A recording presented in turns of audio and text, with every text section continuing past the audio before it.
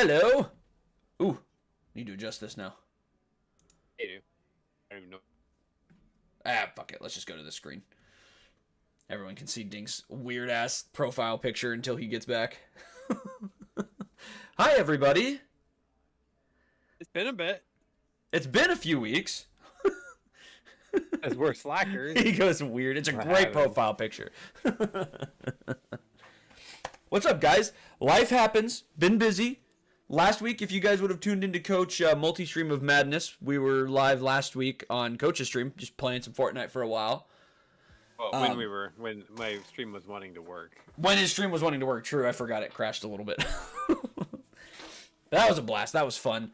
But yes, guys, we are here. We are back this week. We had to be back this week because Ahsoka finished last night. Last night was the season finale, season 1 of Ahsoka, and it was very good. We're going to talk all things Ahsoka tonight. We're going to talk theories, where we think it's going, what our thoughts were, and just what we think about what we think Ahsoka did for the universe moving forward. And I know a lot of us have we have agreeing opinions, we have the same opinions, and a lot of us have some different opinions on where we thought Star Wars was and where we think it's going now. So yes, And please. I'll agree that Star Wars theory is a bitch.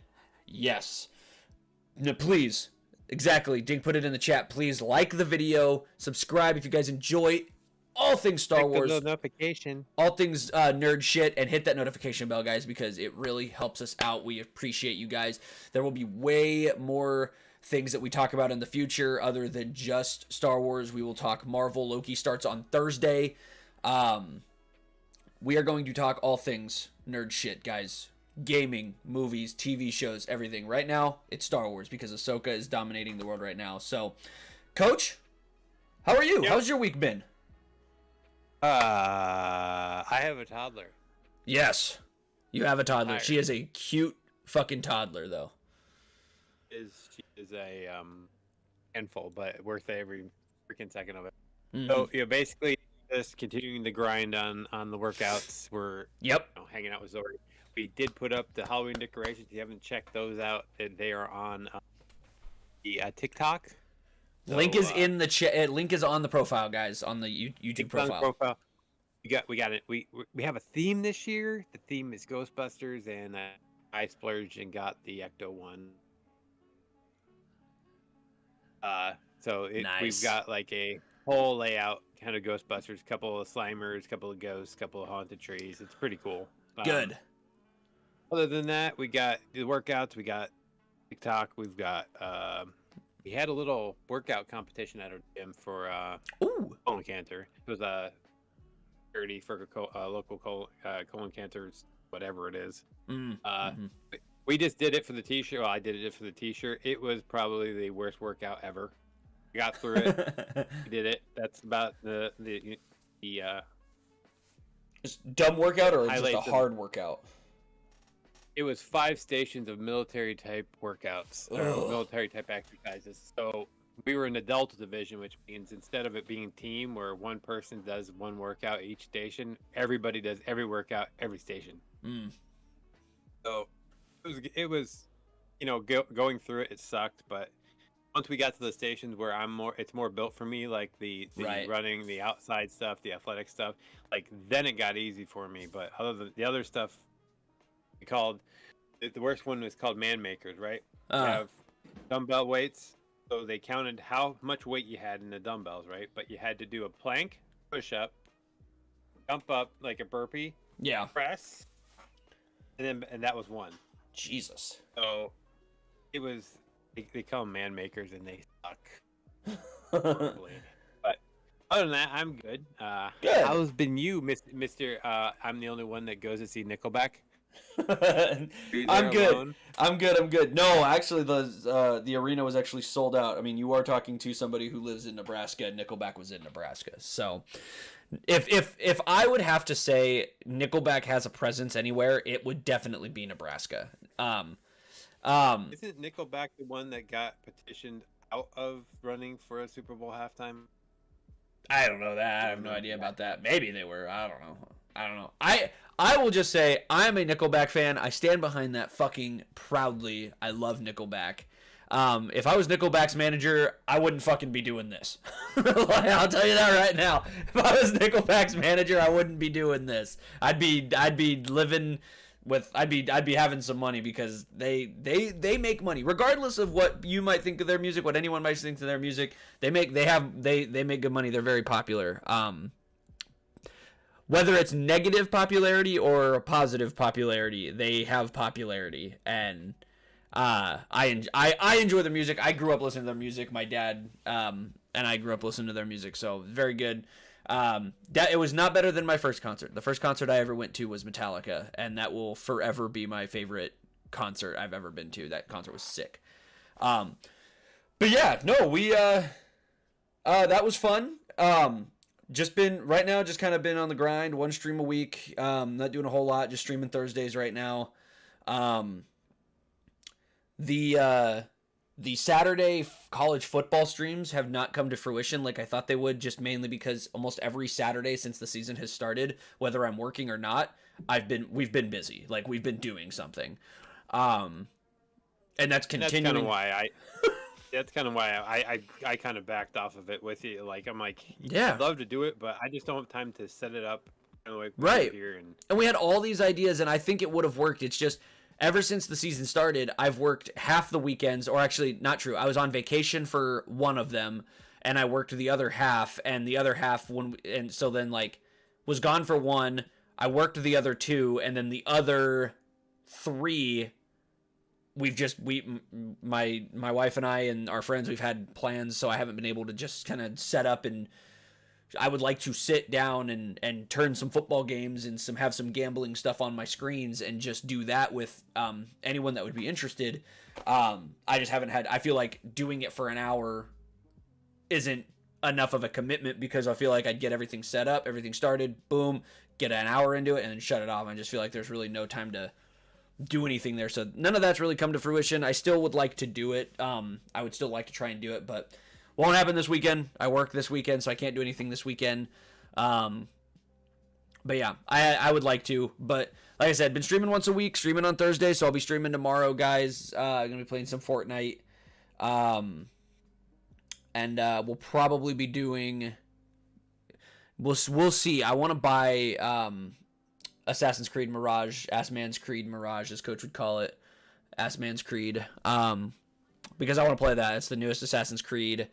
So I'm hoping I can do that tomorrow. We'll see. I'm gonna take a look at it. But yeah. Other than that, nothing super crazy. Just been working away. Been on the grind, and streaming Thursdays when I can. I don't work, and that's what I've been doing. So been watching a lot of shit.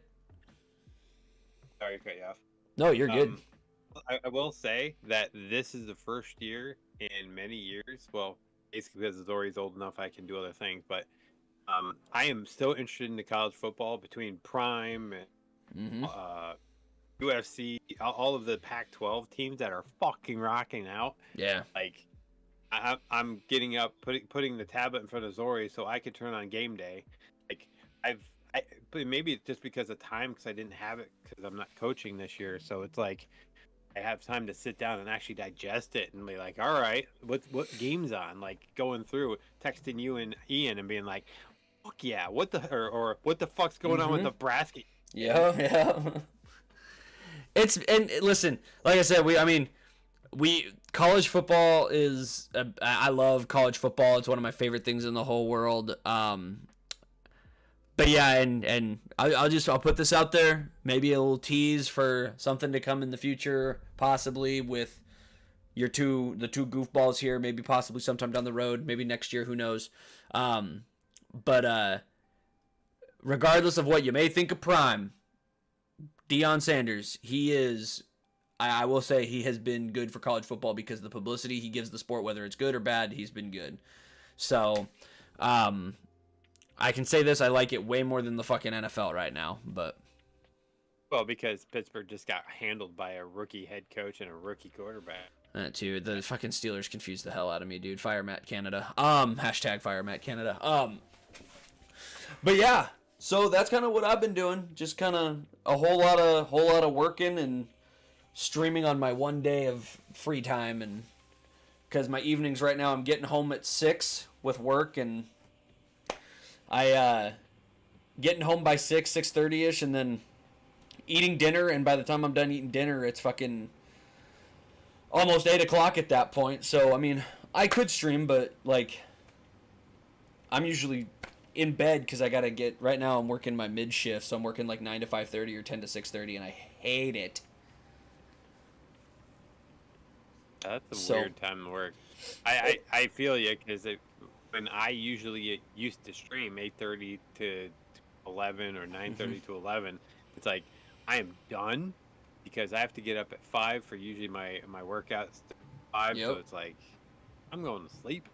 Boy Right. wakes up, it's gonna be a tight night. Exactly. Like my time frame right now is so, like, if I get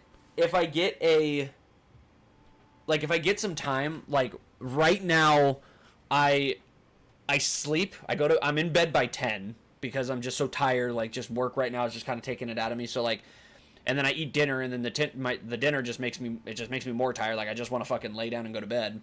So I come home, I get home from work at 6 o'clock, 6:30. If I work till 6:30, I'm home by 7.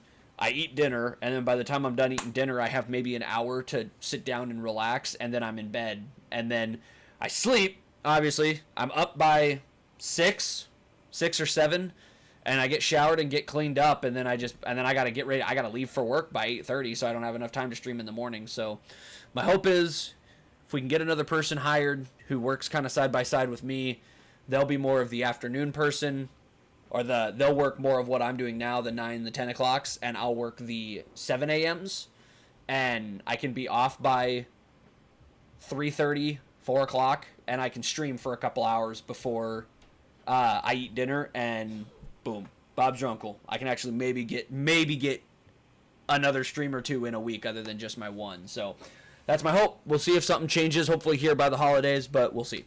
Because I do truly, I want to stream more for you guys. I want to play more games with Coach. I want to spend more time with Dink. I want to play more games. I want to do more things, and it just feels like one day a week doesn't get me enough time to do the things I want to do when I stream, because I want to play Fortnite. I want to play Assassin's Creed. I want to do all these things, and so hopefully that changes. But I digress. We'll check in with Dink, see how Dink is doing when he joins us. He said he was going to be late. He said like 5-10 minutes. It's been 20. He's actually cleaning his dorm because it looks like somebody was murdered. So he'll join us shortly. He's in the chat, obviously. He's running things from the chat right now, but he'll join us shortly. But I'm thinking, and guys, and I'm going to, disclaimer here. Dink has not seen Ahsoka yet. Dink has not watched it yet. He's a binge watcher, hoping he watches it by next week. We'll see. He's busy. He's a busy college student. But we warned him. We told him what we were doing tonight. He's probably gonna be a butthole the whole episode, giving us shit and stuff. But that's why we love him. That's why we love him. I won't read chat. It's okay if there's spoilers. Won't read chat. But we're going to talk about Ahsoka, what we think. I think we just dive right into it. What do you think? Oh. Um, our overall thoughts of the show. How would we rate it? Nothing too specific. Okay, well, my rating right off the bat is 9.5. You said what out of 10? Well, it says rate out of 10, so I said 9.5 out of 10. 9.5. Okay. All right. And maybe it's just in my mind, Ahsoka and would have gotten out of that galaxy, but I digress. I understand why he did it, because you have to have the antagonist with um, Balin's character and Ahsoka. Ahsoka is primarily the daughter. Anakin is the father, and he is going to be the son in this aspect.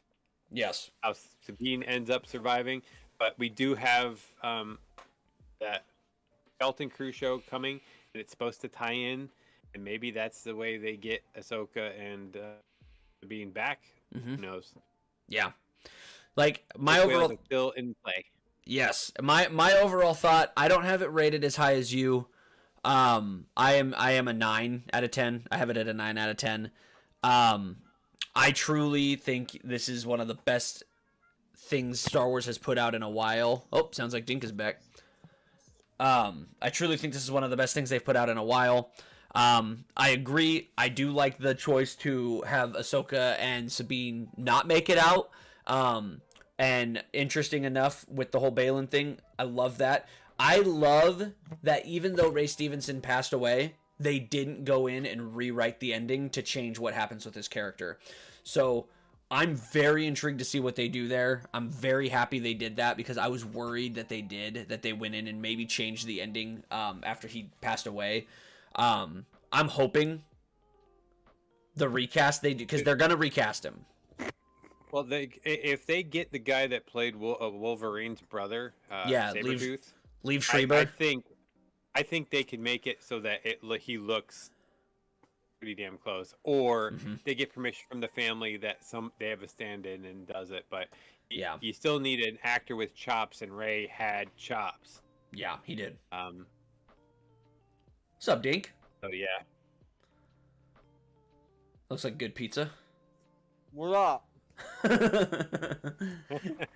Oh fuck. I saw someone mention Gerard Butler as a recast option for that, and I thought he would be good as well. Gerard Butler is very good. I think he'd be good too. Liev Schreiber's got the size. Gerard Butler's definitely shorter than Ray Stevenson. Liev Schreiber's the same size as him. You need the size. I think he needs to be physically imposing. Well, I think you're at a point you need to recast some of these. Like you've got to recast Luke. Sebastian Stan is perfect for it. Just do it. Yeah. He's gonna have to be recast. Leia's gonna have to be recast. You know, you go get Millie Bobby Brown, and I'm pretty sure it's gonna be close enough for me. Yeah. It's like I told we discussed a couple weeks ago. Like I was a little off on Hera when she showed up as live action, but now it's just like, yeah, I buy it. Yeah, like, I'm on board. By the end, I agree. Yeah, it's overall the show was amazing. Like, one thing I'll say to Dink, and Dink is fully aware of this. I'm sure he's seen things on it already. Well, no, what I meant like is in terms of this, like when you go to watch it, a lot of people were talking about like the way I would describe it is, do you need to watch Rebels to see this? I don't think you do. Of course not. I don't think you need to. However, I do think not watching Rebels does do a detriment to some of the more emotional aspects of the show. But if you don't care about that and you're just into watch a cool Star Wars show and just see cool characters and get the gist of who they are, this gives you that. And I think that's what Dave Filoni does so well, is Dave Filoni did something where he's like, you don't need to watch it because guess what I did? If you didn't watch Rebels, but you watched Clone Wars, there's enough of that in here that's going to make you happy. Like we were just talking before you came back, Dink. They like at the end, and you're gonna see it, but like the gods of Mortis play a big role in the story, and that's a big part of Clone Wars. So when you get to it, you'll understand. So it's a big, and obviously there's gonna be an episode here, and I don't know if you went back and watched the podcast from a couple weeks ago, but they're like, they leaned heavily into Clone Wars shit. It wasn't just Rebels. It's a lot of Clone Wars. So even if you watched Clone Wars but not Rebels, there's enough in it for you. I mean, most of the stuff on that planet was Zephyr language. You know, that too. That's Jedi Fallen Order. That's all the shit from Jedi. There's a bunch of shit from Jedi Fallen Order in the game, in the show. He's actually taking from every aspect of it. And I was watching an interview he did, and he said, when they started Clone Wars, George told him straight out, expanding the universe is expanding the universe. We're separate. Yep. But he said you are okay to take some of those ideas to bring them in, but we have to. They were very judicious about it as far as that stuff goes. I believe what he did made it not able to watch, but for me, the connection of Bean turning over the R map to Balin is more emotional knowing the connection that those two have, and makes me understand it. You might not understand why she was so willing to give up that thing to save her friend, but if you watched all of Rebels, you'd understand. Exactly. Well, and then there's the one, like, so that's something that you don't get, obviously, if you don't watch Rebels. But like one thing you get is obviously like one thing too I loved about that scene was the I didn't realize, like, when they were talking about, like, when Balin says, like, you feel like he's the only family you have left, I was a little bummed that she, like, even still did it, because, like, obviously there's still, like, Hera and Zeb, they're all still, like, alive, but then you have, like, I didn't think about the fact that, oh yeah, her family fucking died in the Purge of Mandalore. Like, her whole family died. Like, the family you meet in Rebels, they're all dead. Like, I didn't even think about that. And Ezra actually met them. Like, felt like he was actually a part of the family. So, like, he's not only family in the Ghost Crew aspect, but he's like, to her, like, the only family he has left from a legitimate family standpoint. And I didn't think about that. Someone talked about that in a video, and I was like, okay, that makes way more sense. Because I was bothered by that a little bit. Like, does she not forget that Hera's still alive? Like, Hera and Zeb are still there. And that's the disconnect I have after watching the finale was, okay, so why did it take until episode 8 to actually talk about the whale in the room, which was the fact that her family died on Mandalore? Yeah. Like, and then all of a sudden that was, you know, Yu Yang that was the reason she stopped training her, because she thought she was doing it out of anger and wanted revenge. Like, that could have been us out a lot sooner. Like, yeah, I feel like that being revealed with Ezra just seemed out of place. But, you know, maybe it was a rewrite later on, because where they put it originally didn't work. Yeah. With Ezra, it does work. I don't know. Overall, I don't care. It doesn't matter, because I understood it. Right. Dink, I have a question for you. What's up? Do you know anything about Grand Admiral Thrawn? Nope, he's some purple, blue dude. Purple? I cannot wait. I cannot wait for you to watch this show. I personally think the style of characters that you like, just knowing who you are, I truly think Thrawn is going to be one of your favorite characters of all time. Okay. Just off the little bit he gets just in the show, and I know you, like, obviously to this day I'm still going to try and get you to watch it. If you went back and watched, if you would just go and just watch even just the season that he's in of Rebels, same thing. Like, he's only in a couple episodes of Ahsoka, and I still think, bless you, I still think he's going to be one of your favorite characters of all time. And if that doesn't get you enough of, like, an inkling to want to go back and just watch just the season he's in of Rebels, like, even if you just did that, I'd be happy, because, like, I truly think he's going to be one of your favorite characters. Just his style, just the way he handles himself. Okay. I haven't read the old books, the old Timothy Zahn books, but I do read all of the newer ones for the canon aspect of Thrawn. And to me, Timothy tied everything into Rebels, tied everything into the original trilogy, tied it into Rogue One, and even his backstory way back, which was his latest kind of trilogy of books on him, like, just who he is and what he did during Ahsoka. Yeah. Still, there was some out of place things, as far as he's doing things a little differently, because he said it in the show, right? He goes, "I'm never going to underestimate a single Jedi again," because he would before he would never have thrown anything in somebody's face and then taken off. Yeah. Oh yeah.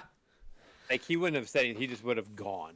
Like, now he's like, Screw you, I'm out. I- Ahsoka, you're just God. like your master. Turn to the dark side. Bye. Did you ever read the book where the book is him, like, it's a past and a future, like it's about him serving with Anakin, and then when he's Yeah. during the Clone Wars, then him serving with Vader and figuring out that Vader is Anakin just based off of his mannerisms and the way he handles things. Like, even as Vader, he still did things that Thrawn went, Anakin Skywalker did shit like that.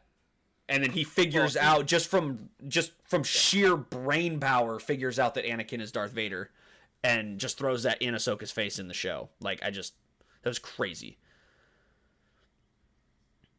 And the baller mic drop before he took off, like you were just talking about. The mic drop to her. I'm like, well, that's different for him. But if you're stuck 10 years outside of what you were gonna do, because the consensus was nobody was gonna beat Thrawn. Mm-hmm. Like, it was up to Ezra and the Ghost Crew to win that, or they weren't gonna win the war. Yeah, dude. A couple episodes ago, the scene where he goes when Morgan Elsbeth brings over the data pad, and she goes, "Here's everything we have on Ahsoka Tano and her master," and he's looking at it, and he just double takes, and he looks over at her, and that was the first time we get sheer panic from him. He's like, "Her master was General Anakin Skywalker." She goes, "Yes, he was." He goes, tells his commander, what's the commander guy's name? Why can't I think of his name? The cool ass gold helmet. Enoch. He goes, "Enoch, recall our fighters." Like, there's no point in losing more men than necessary. And then in this finale episode, when he goes, there's no reasoning. If she's anything like her master, there's no reasoning with her. There's no negotiating with there's no negotiating with the Padawan of Anakin Skywalker. Like, I love how much of a just presence he still has. And also, if he's reacting like that, Coach, to his Padawan, just wait. He gets back to our galaxy, just wait until he finds out who fucking took down the Empire. Like, just wait until he finds out who he is, because the last time he was there, Luke was still just a kid on Tatooine. Well, the best thing about this, and even though I wish it was 16 episodes, not 8, I know, was the fact that you saw the chink in the armor, the Night Sisters going, "Oh, you're gonna blow up our temple? Yep, you suck." Yeah, I truly think that they have their own plan. Yeah, they got their own agenda. They're gonna bring back Dathomir to whatever. Oh yeah, they also brought back Night Sisters too, Dink. So. No way. Yes, sir. Just huge tie-in to this thing that they did, and then bringing in Mother Talzin's blade. Yeah, the sword she fought Mace Windu with, Dink. Sword. Yep. What? They brought that in too, dude. Oh man, this is gonna be wild. It's really fucking good, man. I was sitting there going like, wait, that's Mother Talzin, motherfucker. Also, do you like you love Count Dooku, right, Dink? You're gonna love Baylan Skoll too, dude. He's about as Count Dooku-ish as you can get. He's just more of a brute form. He's kind of got that. He's educated. He's very formal. He's very, very regal. He felt like a mix between Qui-Gon and Dooku. He felt like a dark Qui-Gon to me. Interesting. Because he still believed. He didn't believe in the Jedi Order anymore, Coach, but he still felt attachment to it. No, he still used what he thought was the honorable aspect of the code, right? Yeah. Even though he didn't have to, still had the honor aspect of it by keeping his word, not being a complete and total Sith ass wipe. Yeah. His brand presence and the fact that he lived by a code which was based off of it, but not exactly what we had to endure. Growing up as a kid and everything like that. Like, I loved good guys Jedi they're the best ever. Yep. But as we get farther down this road, I'm like, I don't like them. Mm-hmm. Well, what someone said, it's the perfect explanation. Filoni has figured out how to age Star Wars with the people that grew up watching the originals and the people that grew up watching the prequels. He's figured out how to age it beautifully. And what he means by that, what someone meant by that was, I can't remember who it was that said it. I need to find the video and I'll send it to you. But what he said was the problem with the prequel trilogy was the main problem, very simple problem. George Lucas just couldn't write for modern day. He just couldn't do it. And it was weird, it was campy, it was cringy. He just couldn't write very well. But it still had the core component of Star Wars. It was the original trilogy, but meant for a younger audience. As Freddie Prinze Jr. says, Star Wars is for kids. It has always been for kids. And then Disney really took that to the next level. Like there really is no connection. You can see bits and pieces here, but that's just the love of the directors tying it in.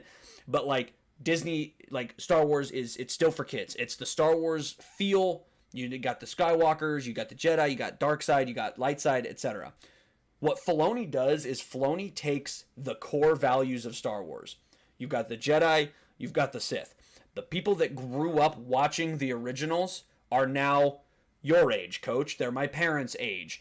They're in their 40s, 50s, 60s. The people that grew up watching the prequels are Dink's age to my age to early 30s. But what he's done is he's taken those core values of Star Wars and he's basically said, here, it's aging with you. Because as you get older, you start to realize it's not all just Jedi are good guys, Sith are bad guys. Like, that's how George Lucas wrote it. But as they've sat down and talked about it, the Jedi were flawed.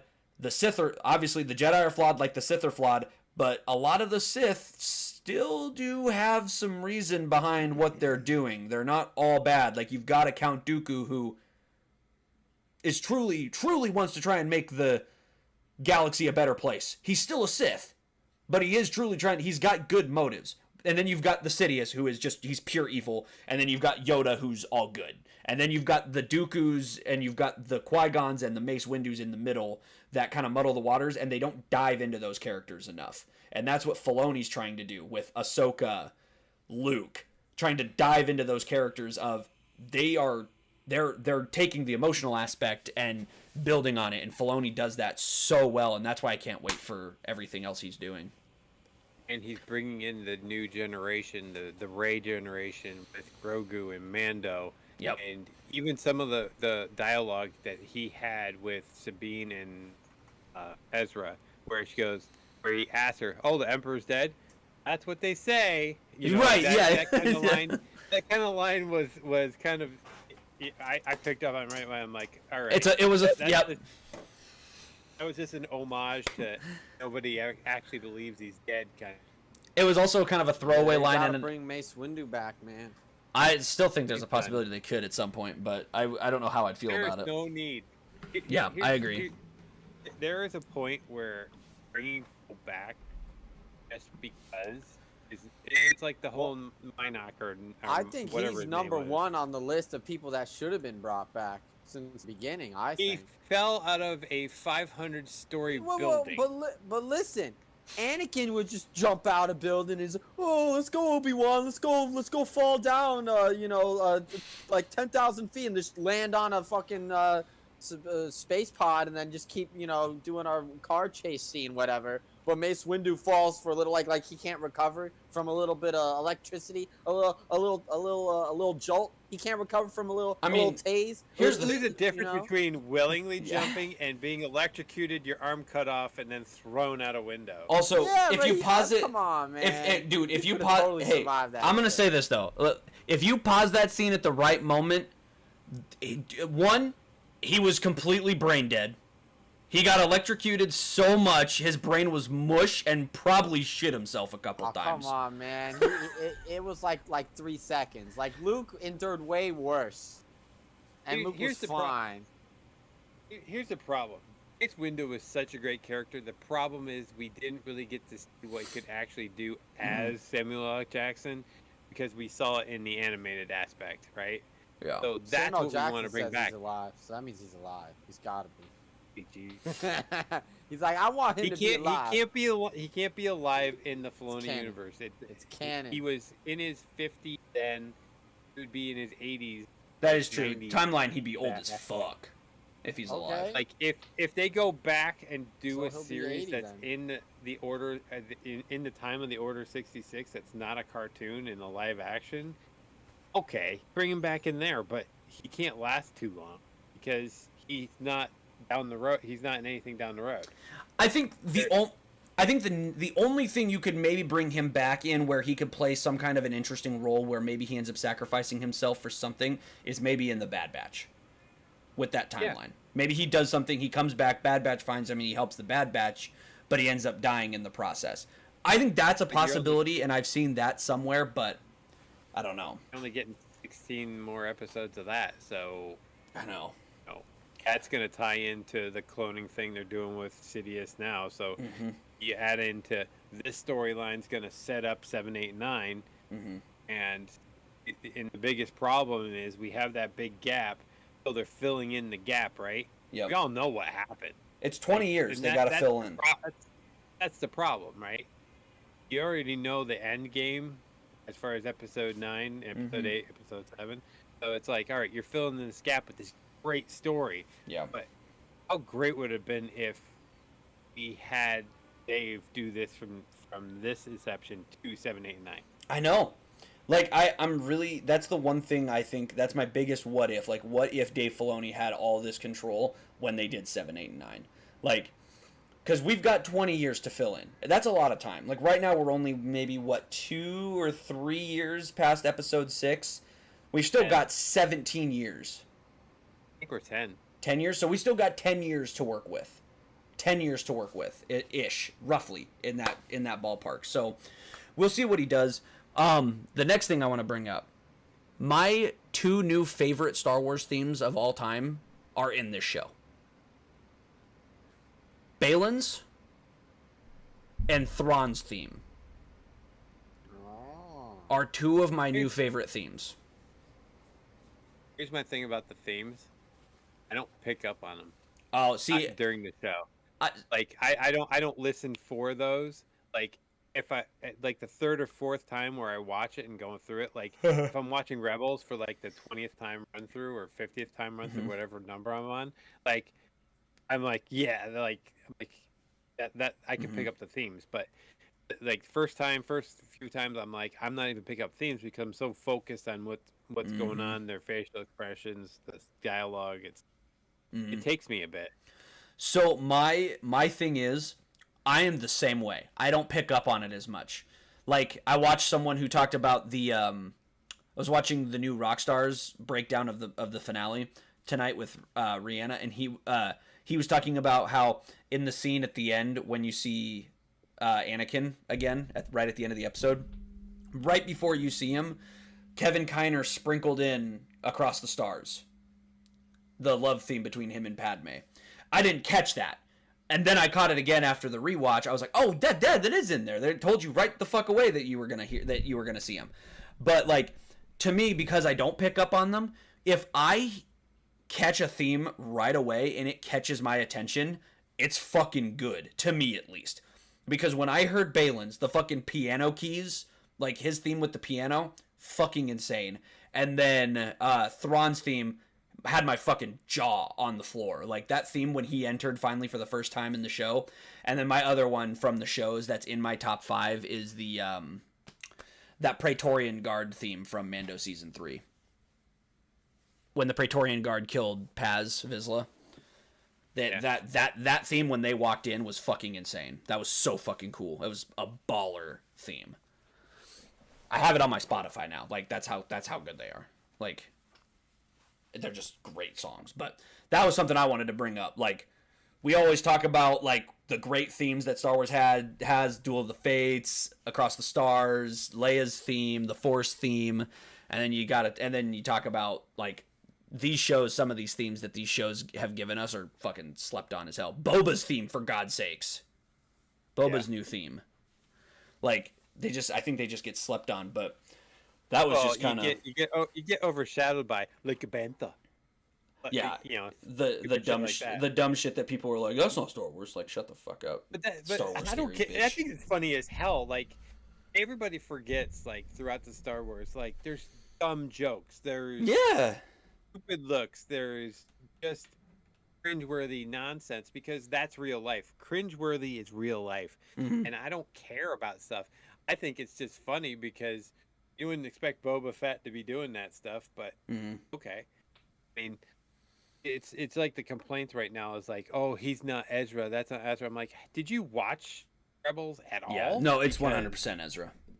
He is perfect. Mhm. Like I was a little thrown off by how blue his eyes are, but other than that, like, Well, and then I the same thing. I was a little thrown off by how blue his eyes were, but then I went back and watched the cartoon, and I'm like, his eyes are really fucking blue. The only difference is his skin isn't as dark in the cartoon. The actor is much more of a darker complexion, so it stands out way more. But yeah, no, his eyes are blue as shit in the cartoon. I love the fact his lightsaber was blue. I love the I fact don't that the know why. emitter they gave him was Kanan's, same as Kanan's. It was a good homage. I thought that was cool. Okay, so here's my problem with the lightsaber build, right? Mm. Is that he said he didn't need it, then he built it, and then he lost it. He lost the He lost it lightsaber? on top.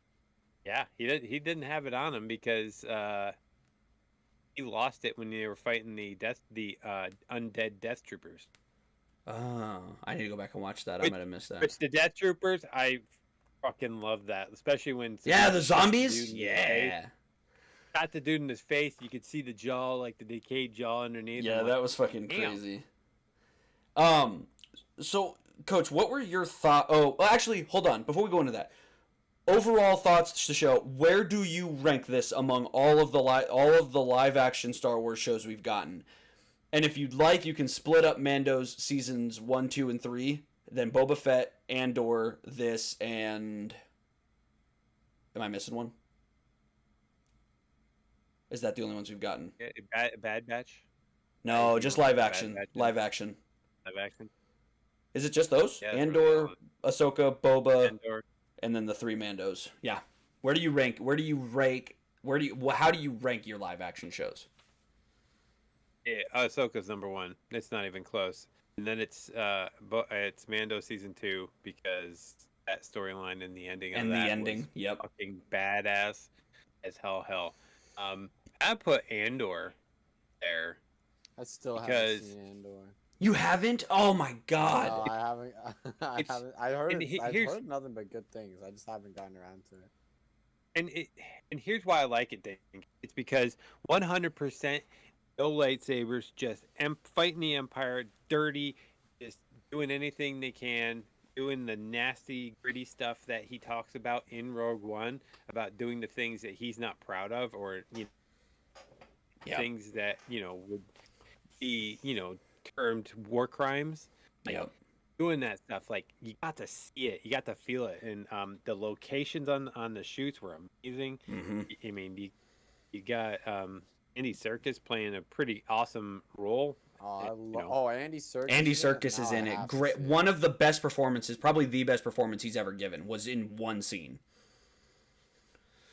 Like that everything you just said though, Coach, is the reason Rihanna doesn't have that one very high. She loves the mystical, the Jedi, the Yeah, Force. I also like that. She but if loves it's done all right, I that could get shit. behind It's it. she goes and she says she's like I'm not saying Andor's a bad show. She goes, it's just not my favorite because of it. She's like, that's why Andor season 1 isn't very high for her either, because or not Andor, Mando season 1 isn't very high for her either because there wasn't as much of a focus on the mystical fantasy aspect of it where these other shows Well, have if you kind of think- focused on it.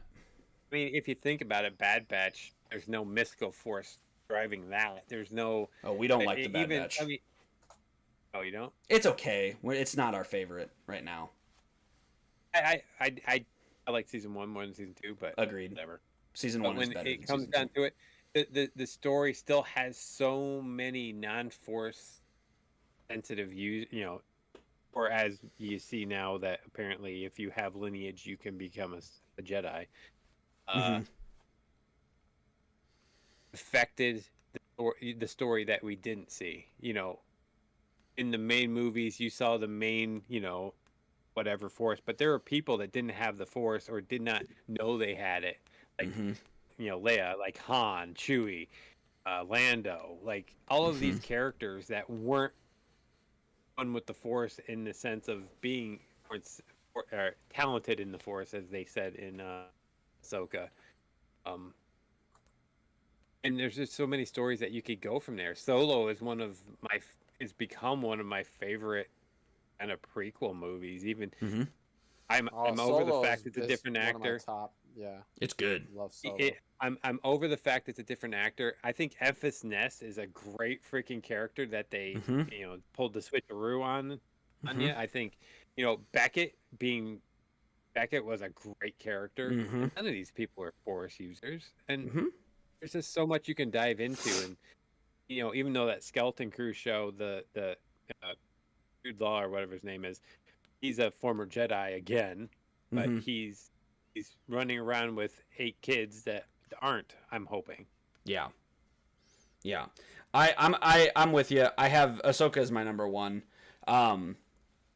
and I think I would go Ahsoka. I have Mando season 2.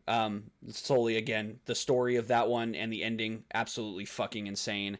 Then I have Andor at 3 as well, and then the other 3 you can kind of jumble in at the end. Andor 1, or Mando season 1, Mando season 3, and Boba. You can kind of sprinkle in together wherever.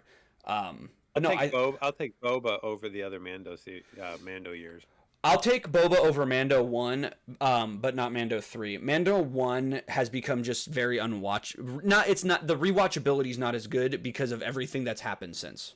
Like, it's hard for me to go back and be like, yeah, look how great this was. Like, they've expanded the world so much since that show that it's like a fucking.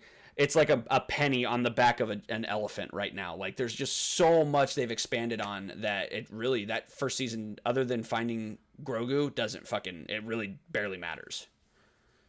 The biggest thing I would like to see is just Mando in Bounty Hunter's sense, more than just what we saw him. Like, the whole point of him walking in saying, I could bring you in warm or bring you in cold, like, that stuff, that's what I would like to see in season 4, but I know we're pushing towards, Heir to the Empire movie.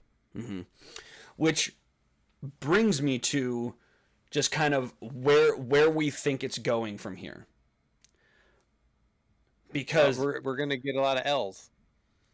Because it's going to be tough for this to be topped, obviously. We have a lot of shows still announced that are coming out, like Acolyte. Interesting enough, apparently the trailer for that got leaked. I'm still curious what that's going to be about.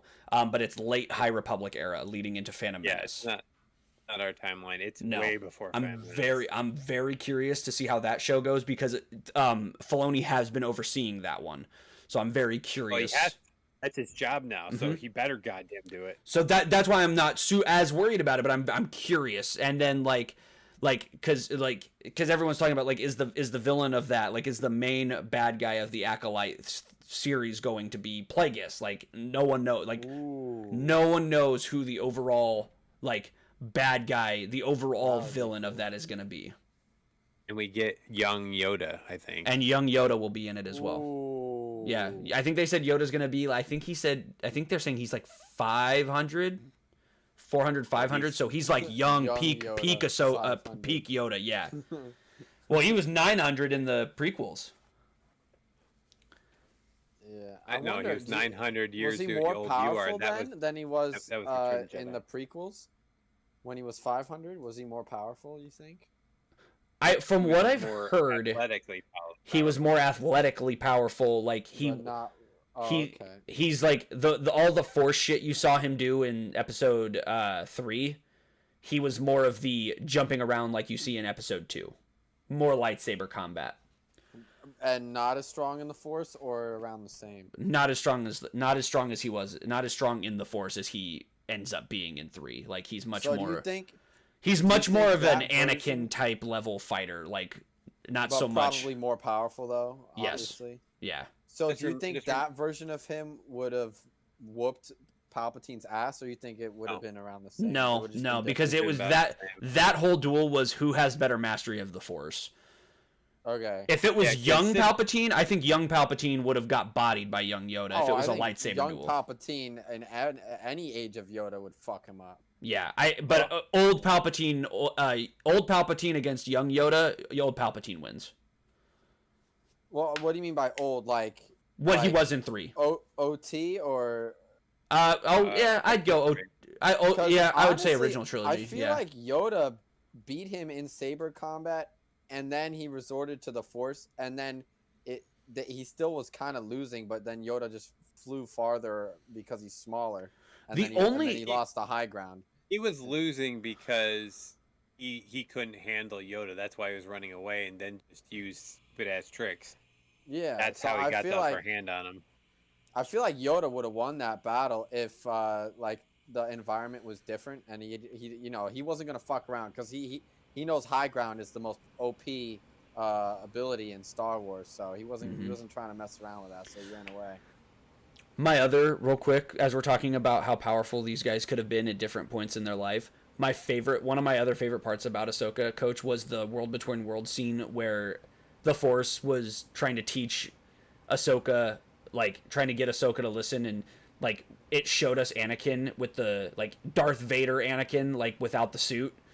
Dude, he'd have fucked the galaxy raw if Obi-Wan didn't beat him. If Obi-Wan didn't do what he did to him, Darth Vader, just as Anakin, would have fucking rocked the galaxy. Like, no one would have stood a chance.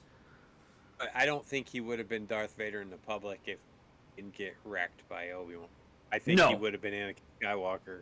Anna. He would have been. He would have been Darth Vader to the Emperor, but into the galaxy, he would have been Anakin Skywalker. Like, he would have been.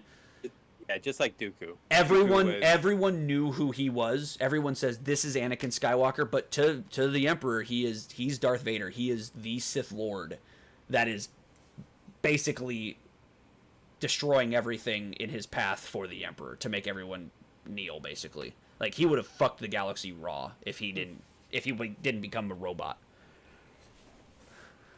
Yeah. But I mean, Acolyte is going to be interesting. Did you hear that they're turning Lando into a movie?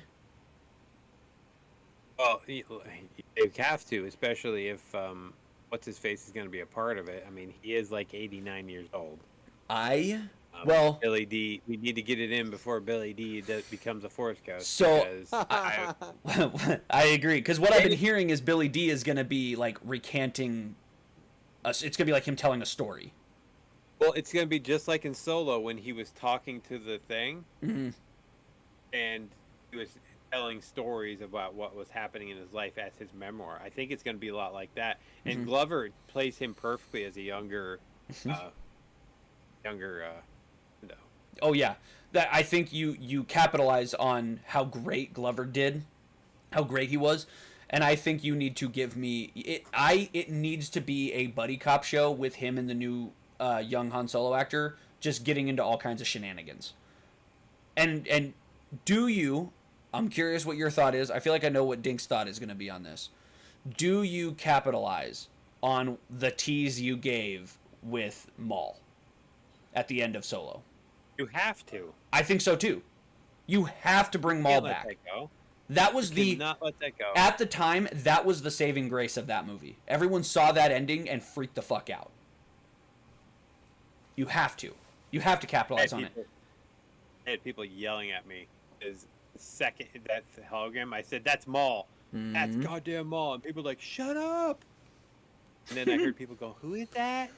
God, Don't know who Darth Maul is. the Sam Witwer voice with the, like, just the Ray Park standing. God damn it, the lightsaber with the, oh man, you got to capitalize on it. But there's that. That's another one. So that's going to be coming out. That's apparently been announced to be a movie now instead of a show. What's one of the other? Oh, then you have Skeleton Crew, which you kind of mentioned a little bit about. I still don't really know much about it. I know it's Jude Law and a bunch of kids, and I guess Jude Law is a former Jedi. Yes, that's as far as I've gotten on it too. I didn't even know it was I didn't even remember it was a thing until Emergency Awesome. Kind of covered it. Mm-hmm. They're supposed to be right around where Ahsoka is, from what he's saying. It's in our timeline. Yeah, our Filoni line. So, it just give me more Star Wars, in my opinion. Like, I'm so sick of these toxic assholes that just always nitpick fucking everything. Yep. It doesn't have to be perfect. It's Star Wars. Mhm. Go back and watch the original trilogy. Luke's a bitch. Leia's kind of bitchy too. So it's like nothing has to be perfect. And then, finally, the other 3 movies that we know for sure we're getting. I'm curious on your thoughts, both of your thoughts. The obvious, we can, I'll save it for last, but the obvious is the Filoni movie, which we'll talk about that one in a second. But we have the Origins of the Jedi movie. That, what's his name? Now I can't remember his name. But it's the guy that directed Logan is directing it. Ooh. And it's going to be a movie about the origin of the Jedi Order. I'm fucking stoked for that one. Because that director is he's fucking awesome. He's so good. Yeah, I wouldn't say I'm stoked. I'm like, it's Star Wars, so I'll be excited for it. It's just, I need to know more. Just saying, hey, it's built in this time of the Dawn of the Jedi. I'm like, all right. Dawn of the Jedi, that's what it is. Dawn of the Jedi. I was just throwing that out there. No, that is literally the name of it. Yeah, Dawn of the Jedi. James raise the new Jedi Order. Yeah, James Mangold is the director, by the way. The guy that did Filoni is heir. It's actually heir to the Empire. So. And then yes, Rey's Jedi Order, which I'm happy she came back because again, I'm gonna put this out there. I don't dislike Rey's character. I want people to know that. I don't hate Rey's character. I like Rey. I like Rey. I just think some of the things they did and the way they wrote her character really did a detriment to her as a character, and it was not Daisy Ridley's fault. It's not the character of Rey's fault. It is the idiots that wrote those fucking movies' fault, because the dialogue and the shit they came up with was just not good enough for that character. I think she's a great character. I just need to see more of her character actually fleshed out, give me an emotional tie to her character, because I'm not emotionally tied to her character. I'm curious I don't know who this director is. I know nothing about her. She's won a couple Oscars.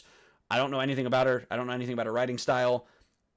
All I want is a good, fleshed out movie about Rey Skywalker. I'll say it. I think she should be a Palpatine, but whatever. I'll say it. She is a Palpatine, right? She is a Palpatine. I wish she would have stayed a Palpatine, but if they're gonna call her Rey Skywalker, that's fine. But again, I wish she would have stayed a Palpatine because I think that would have been really cool for her character. I think that would have been better character development. But it would have been. But if you think about it, she grew up for 20 years without a last name. Mm-hmm. So if she was gonna take a name, she would take a name of somebody that she had a connection with. So it makes sense, but Organa could have been there too because. But that's the thing though. Like that's what bothered me by it. Like I get that that sentiment. I get that idea, but I didn't feel like she had as much of a connection to Luke either. Like she barely spent any time with him, and the whole time he kind of spent with her, he was kind of a dickhead. And it brings up something else, right? So if Obi-Wan couldn't see Qui-Gon, he had to be deeper in the forest. The fact that Rey was able to see Luke at that stage shows how powerful she is, but people don't see that aspect.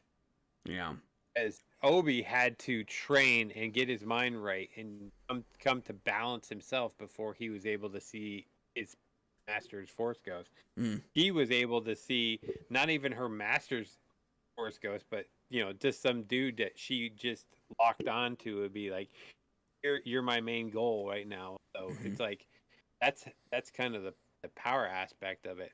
Yeah. Was she written correctly? No. I like your character. I liked her character in most of it. I like the dynamics of it. We're as we get farther in the fact that we've had these movies for a while, I don't know what people are bitching about.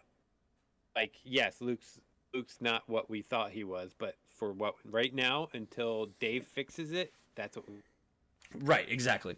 And that's the thing. Like I said, I don't hate the character. I don't hate what they did. Like I don't hate the whole Skywalker thing. I I'm not a fan of it. I didn't like it because I just felt like it was written poorly for the way that they were trying to convey it. And if someone like me and my sister and you guys, if we can recognize that that was poorly written, then it's poorly written. Like we don't get paid to do that shit for a living, and it was it was poorly executed. And like I'm all for it. It's just I think if you're gonna have her give herself a name based off of somebody who she had a connection with, she should have called herself Rey Solo, for God's sakes, because he was the most father-like mentor type figure in the entire trilogy, and he died in the first movie of the trilogy. And that was and the whole time she was getting back at him, at Kylo, for what he did to Han.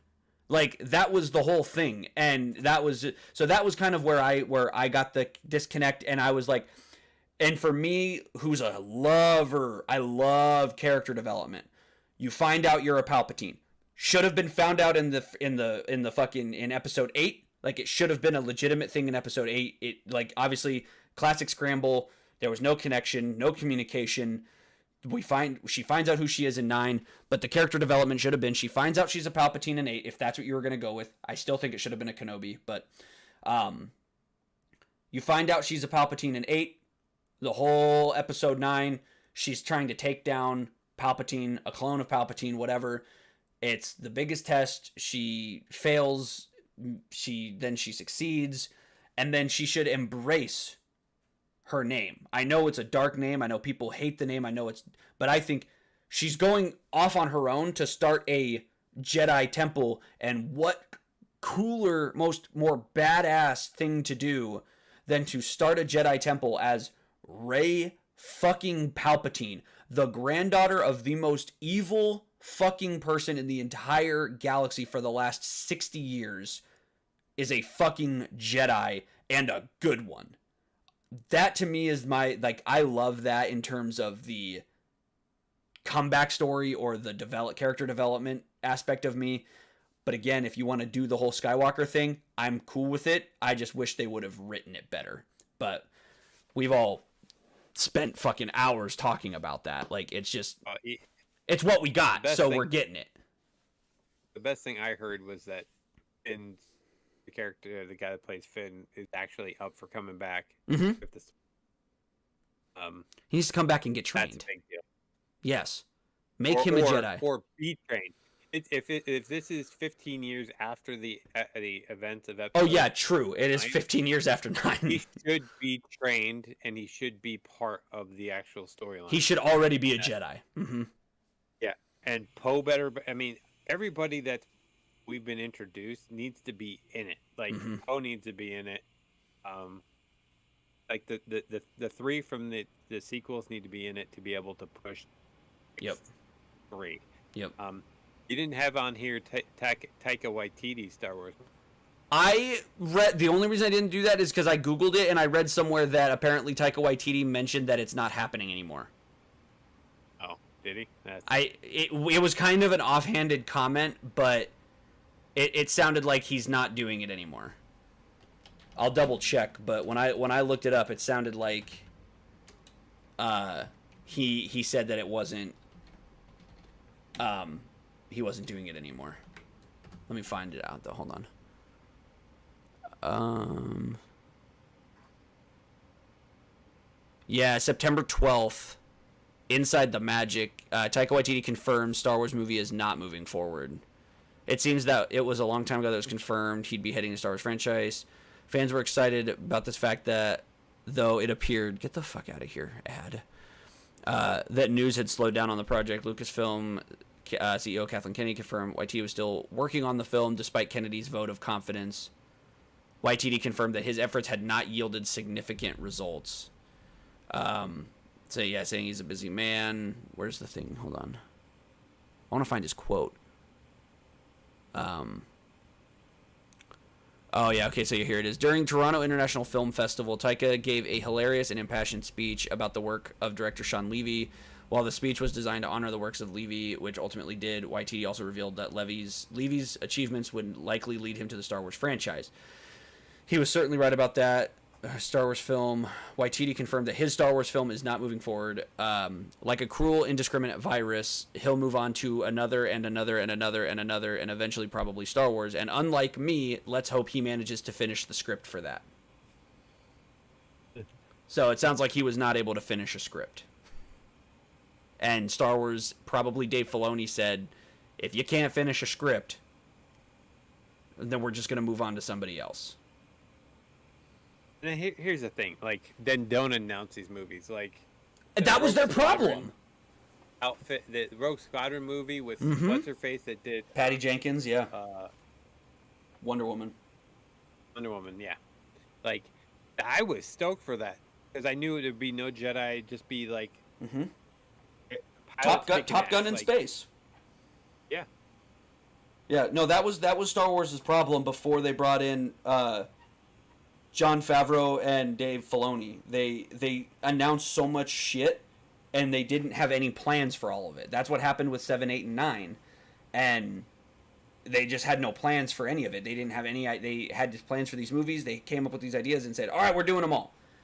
And now Filoni and Favreau came in, and they're like, "You guys can't just throw shit out. You can't just throw shit at the window and hope it sticks. Like you announce all these things, you're gonna piss off the fan base, and the Star Wars fan base is already a fan base that is pissed off about a lot of dumb shit. And if you start announcing movies that are never gonna get off the ground, you're gonna just piss them off more." So, and it's like, makes sense, but I mean, like I said, let's hope the Jedi, the Rey movie works. I think it will, but obviously the final movie, the final thing that I think is going to fucking work, and I think is going to make $2 billion at the box office, Dave Filoni's Heir to the Empire movie that will tie everything we are getting on these shows right into episode 7. Or at least tie it all together, put a nice bow on it, and actually finish it off. They're saying that, or here's the awesome kind of saying that they might be doing 3, like, because there's a 3-book trilogy for Heir to the Empire. I heard that and too. I'm like, as much as I think that would be awesome, I don't want to just put content. That was the problem with 7, 8. As this wasn't thought through properly, or they didn't stay on the line in which JJ set. Like, if they stayed on that line, everything would have been great. But they didn't. Or if they just went with George's original treatment and just tweaked it, everything would be great. The problem is you go from one director to the next, or writers / directors, you're gonna have this. And the biggest thing that I will continue to state over and over and over, go back and watch the original trilogy. George can't write for shit. Go back to the episode 2.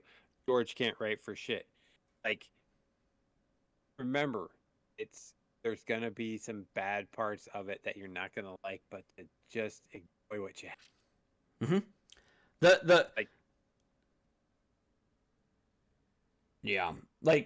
The final thing I'll add to that is what the sequel trilogy did wrong was leaving it open-ended, leaving each movie open-ended. Because with J.J. Abrams leaving episode 7 open-ended, he had this idea that he thought this next director, Rian Johnson, was going to come in and continue it the way he wanted it continued. Well, that's not going to happen in a world like this. What he did so well, what Lucas did so well with the original trilogy, is each movie was filmed like it was going to be the last one. Because they never knew. Each movie had an ending. Each movie had a legitimate ending where if this is the last one we get, at least it ended. 5, like even 5 had an ending. Like there was still so many things that we could have had and so many things that they could have done, but it still ended. Luke without his hand standing next to Leia looking out the ship at space. Like they set up all the shit that they ended up doing in 6, but if that movie ended there and they never made another one, that would have been it. It actually had an ending. It tied everything up from that movie into that movie. Like it was all done and solved in that movie, but there were still bigger things that we could have gone on to solve. But let's hope we get another movie, basically. 1, 2, and 3 they did the same thing. Now, we knew we were going to get more, but they did the same thing. What I think Filoni needs to do is do the exact same thing. If they make 3, great. Film it like you're only going to get 1. And if you make another one, phenomenal. But film it like you're only going to get 1. Just give us a single movie story. And if you get another one, great. I have zero negativity that Dave Filoni wouldn't be able to figure out another story for another movie. I still think Empire left it open. It was open, but that was a true ending. It wasn't like a cliffhanger. You know what I mean? Like 7, 8, and 9, or 7 and 8 were like, those were clear cliffhangers. What the fuck was that? I don't know. I think one of my roommates just screamed. I don't know what just happened. It sounded like something fell and attacked somebody, and then there was a squeal. It sounded like, I don't like the music. Oh, shut the fuck up. Dink, who do you have tied up in your closet? Yeah, Don't worry is there? about it, guys. Is that why your room is a mess? What are you talking about? There's no mess. Oh man, but no, Dink, watch Ahsoka.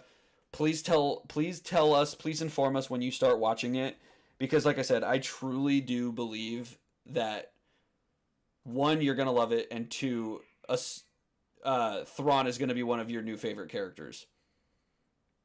I truly, and Baylan. I think Baylan's gonna be one of your favorite characters too. I'm looking forward I don't know. to it. I hesitate to tell people they're gonna love a specific character and then they go and no, I hate that character, but I like this character. All right. People are just so different or indifferent comparative to That's true.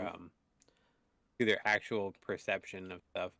True. Like, hey, maybe that'll happen. I just based off the characters that Dink loves in Star Wars and why he loves those specific characters, I just feel like Baylan and Thrawn fall right into his category. Also, good. I don't remember Dink being that into Dooku though. I thought you loved I Dooku. like Dooku. Right on that? Yeah, I Maul's think he my did. favorite. Yeah, Dooku. Maul, you're a Maul, Palpatine, Dooku guy. Those are your 3, right? I guess for Darkseid. Playing the but game. I love Darkseid, yeah. Yoda. And Yoda, yeah. I mean, other than that, but those are the 3 like bad guys you like. Yeah. Yeah, and they all fall kind of into a similar category of the kind of characters that they are. Like, I feel like Thrawn is a mix between Palpatine and Maul. Just they're the way they behave. Yeah. And Baylan feels like Dooku to me. Well, from what I keep seeing that people are paralleling Shin to Mara Jade. Oh! That was the other They're thing I wanted to taking- talk to you about. Do you think they're going to do that? taking- Because I said that to Rihanna. That storyline and make that Mara Jade. My Mhm. problem is maybe that's her real name. Mm-hmm. I thought the same thing. I had the same fucking thought. Last week, I said the same thing. I looked at Rihanna, the way when Baylan said, your desires force you in a different direction than me.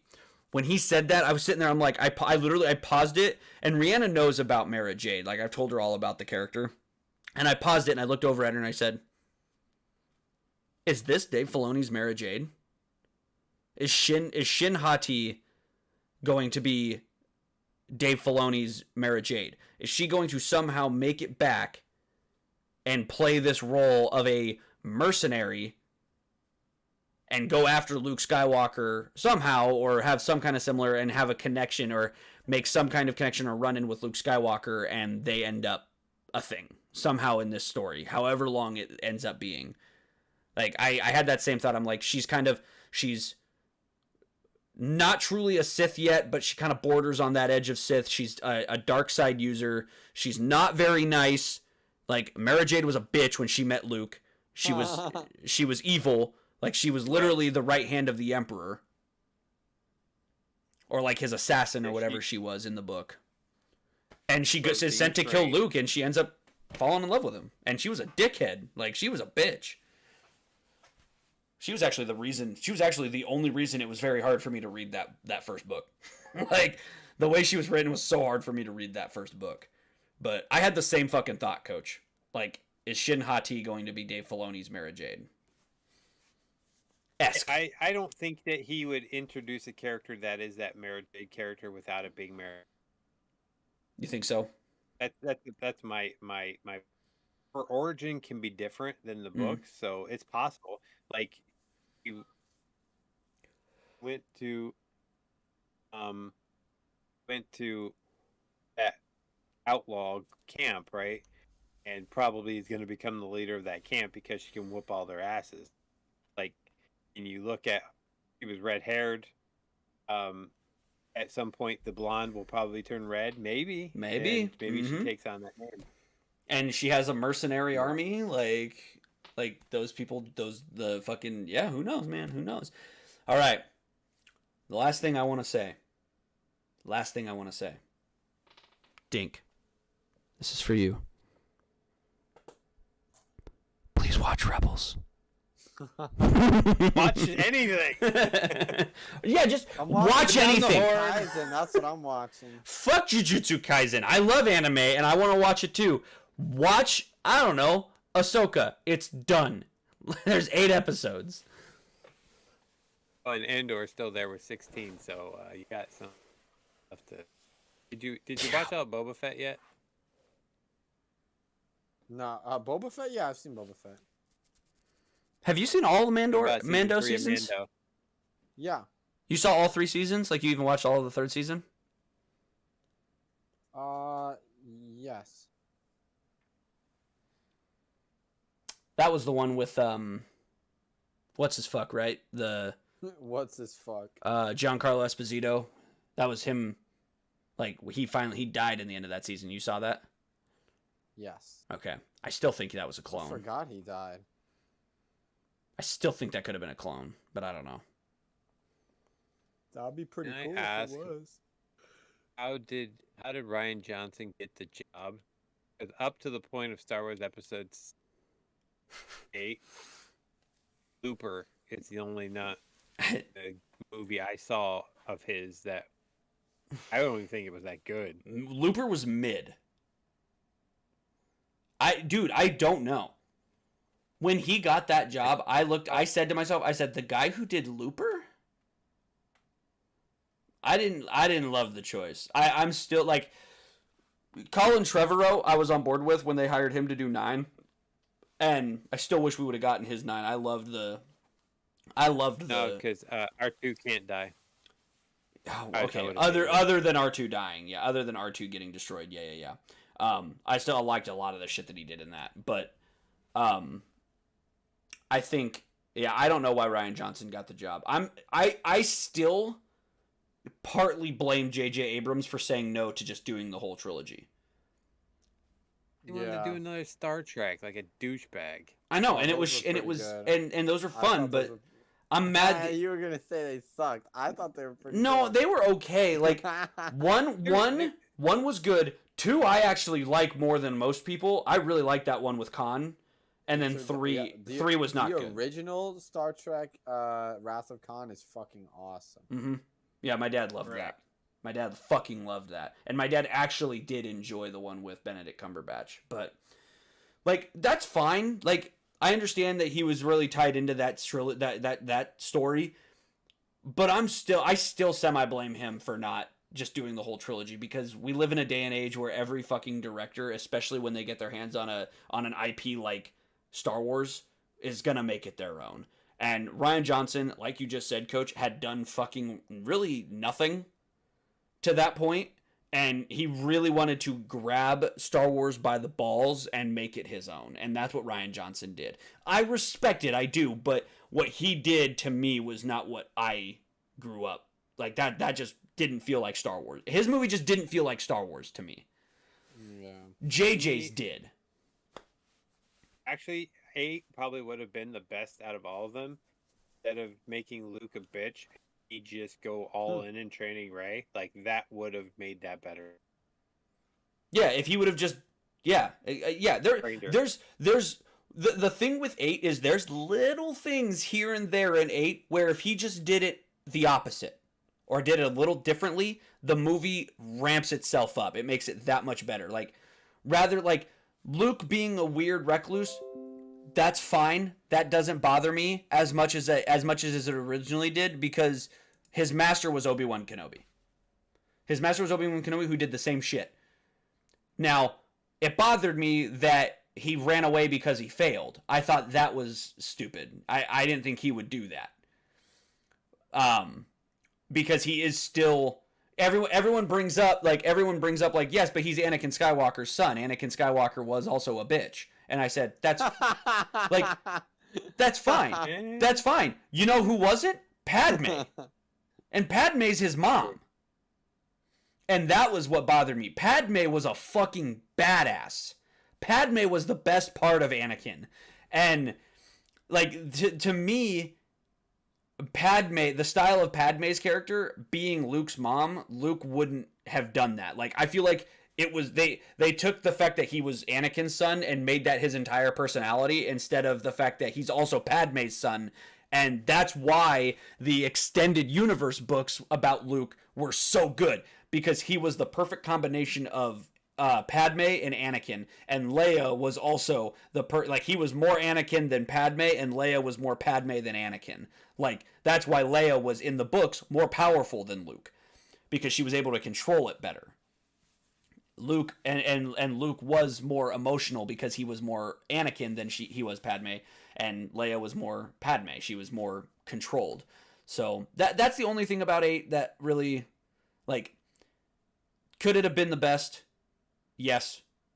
If there were certain things there that he did differently, like to me, like, the other thing, Coach, like, right at the beginning of the movie, the throwing the lightsaber over his head, that's his dad's lightsaber.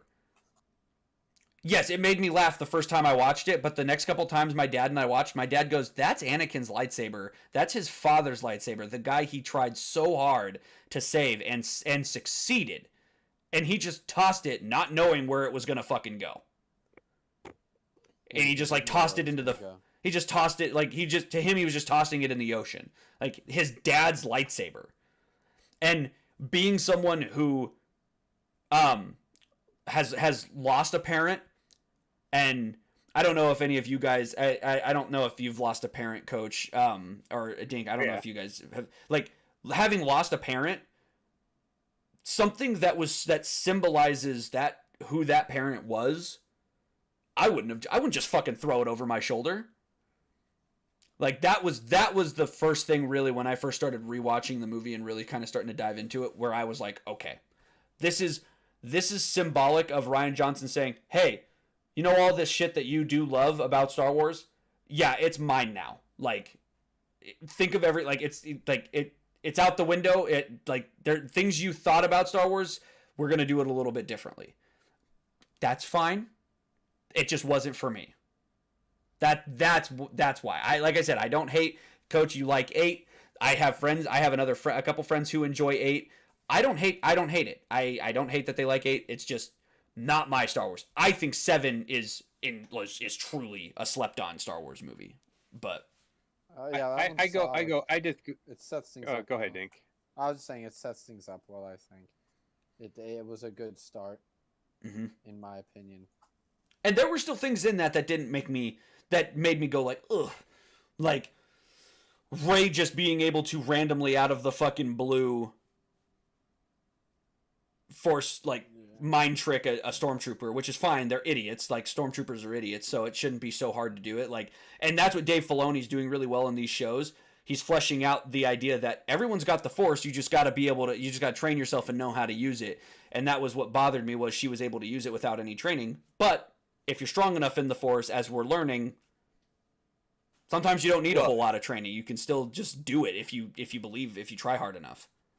It's and that's kind of why I think he's kind of going this way with Sabine, because everybody had that thing. Well, how is she so powerful? Well, okay, so she knew Jedi could do that, right? And realizing she had the power, all it took was for her to focus, and she was able to do it. So that doesn't really bother me as much now as probably, Yeah. it might have in the past. But I just go back to each movie when I go to see it. How did I feel? It didn't bother me that Luke went that way. And the reason why I can tell you that, because if I hated it, I wouldn't have gone 4 times in that. Like, first time I'm like, oh, it was great, that Luke scene with Kylo, badass, blah blah blah. And then, I think the 4th time on Sunday night when I went to see it, the last matinee, I was still just jacked about it. I was like, and it wasn't until people started bitching and moaning, I start looking at it from their point of view, and I'm like, okay, I could see it. But as I've, we're almost gonna get near 10 years past that, so it's gonna be like, doesn't matter anymore. No way, that was 10 years ago. Yeah. It's getting there. I still think one was 15. I still think I think Force Awakens was 17. I think no. 8 was 17. 15 was Force Awakens. I think. I have the poster on my board. Oh, it just says December 18th. I don't know. I mean, the thing is, like, the best part in that movie is the scene with Luke and Yoda. That's the best fucking part of that movie. That part still, to this day, I watch that scene, it still makes me tear up. Like, that's a great scene. That scene was truly Star Wars. Yoda destroying that tree and Luke freaking out, the sacred Jedi texts, and then Yoda basically telling just books. They're just books. The history of us is out there. Like, it's just books. And like that's like we are our failures. Like, that scene always makes me go, okay, everything else I've just seen is fucking it's fine. Luke kind of sucked, and Yoda's being like, listen, man, you sucked, but we're defined by our failures. Now figure it out. And then the badass scene with Kylo, which always gives me a headache because I'm like, this is badass, and then I find out that he's just a hologram. He's just a fucking force projection. I'm like, this is fucking stupid. Then he does something cool again. I'm like, that's fucking cool. Then he just dips out after fucking brushing his shoulder. I'm like, that's fucking cool too. And then he died and disappeared. And I was like, that's fucking dumb. So it's like crazy headache where there's really cool shit, and then it wasn't my favorite. But I mean, like I said, I think Dave Filoni is going to make me like the sequel trilogy more. And I'm going to address something real quick because it just popped into my head. People calling Sabine a Mary Sue need to shut the fuck up. Oh, I see, this whole term of Mary Sue for any character in Star Wars is BS. It's become just completely stupid. Like, no one knows what it means anymore. She has 4 seasons of a TV show back. A Mary Sue is a character that is a female character that is given incredible strength or power or importance for zero reason. And in a sense, in the first season, in episode 7, you can kind of call her a Mary Sue, but they end up fleshing out her character more, so then she's not a Mary Sue. So Rey's not a Mary Sue. In a sense, at the beginning, she kind of is because she was a nobody who had this crazy ability to use the Force out of nowhere. No one knew who she was. She was a nobody. Technically, that's a Mary Sue, but the term Mary Sue is fucking stupid because, like, it's a dumb term that stupid idiots that only believe one thing and it's just dumb. It's dumb. And they called her a Mary Sue. Like, they're calling Sabine a Mary Sue.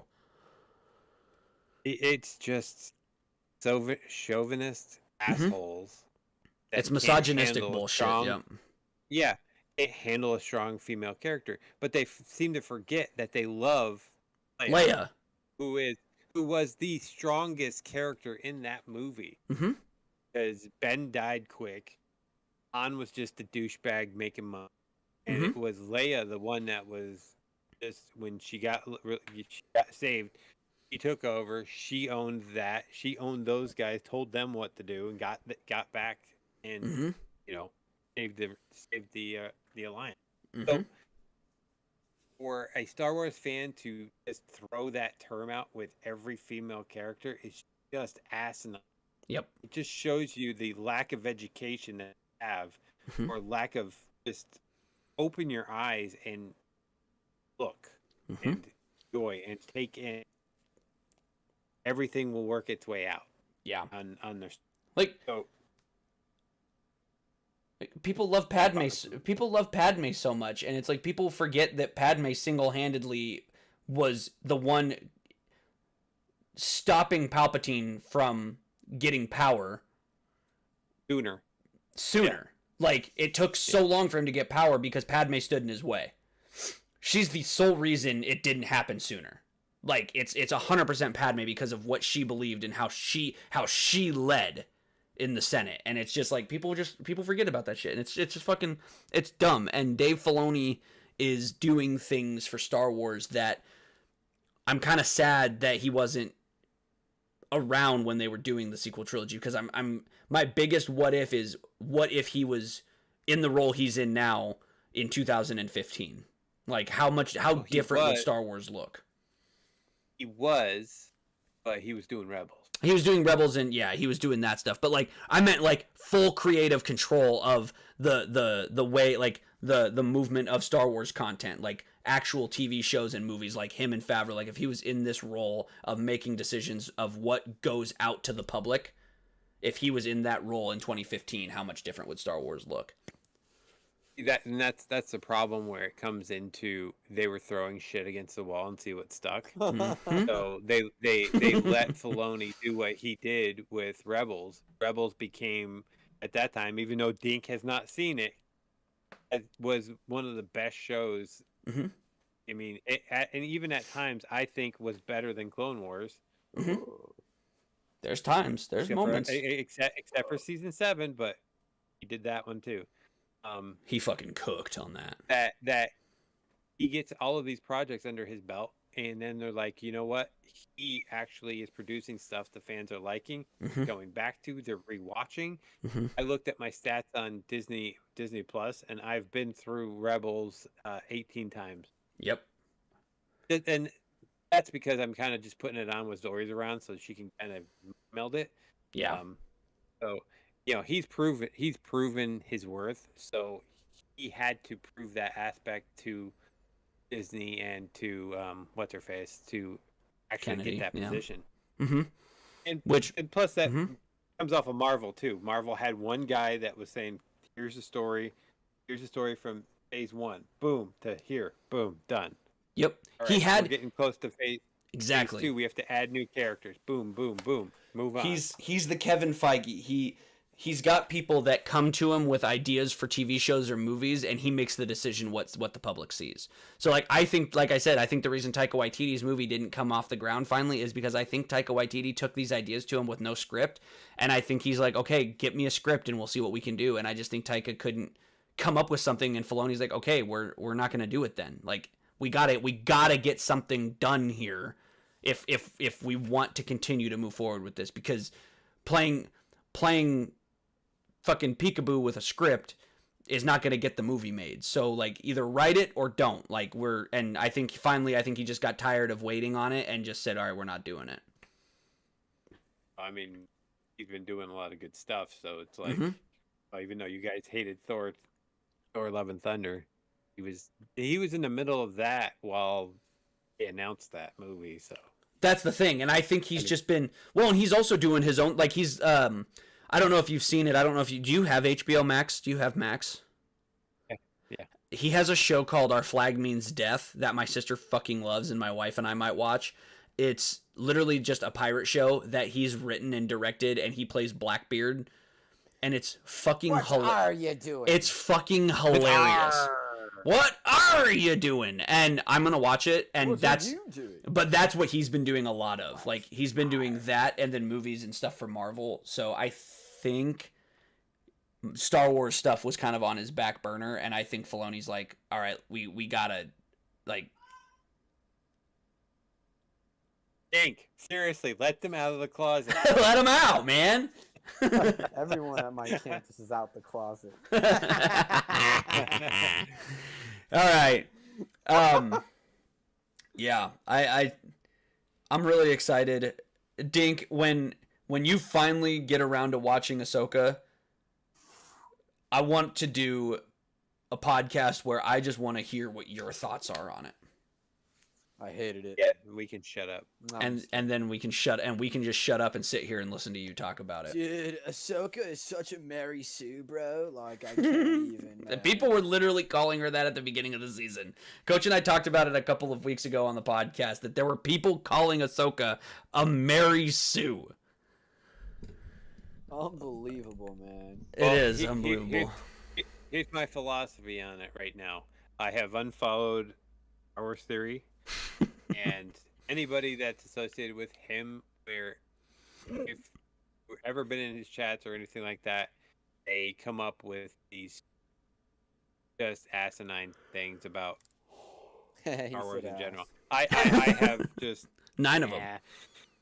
I've pretty much unfollowed the people that help create the toxic atmosphere around Star Wars because it just bothers me so much. I just taking that out so that I can enjoy what they're giving me without the added aspects. So, it's without you want to watch and enjoy what your persona is. Like, you love Star Wars. I mean, shit, your creator name is you're focused on Star Wars. Like, that's what you do. You love it. And I agree with you. I did the same. I didn't do it. I need to do the same thing because I want to develop my love and my opinions on the thing that I love, which is Star Wars, without the negative stigma that some of these creators give it. Because I'm tired of, like you just said, the way you talked about episode 8.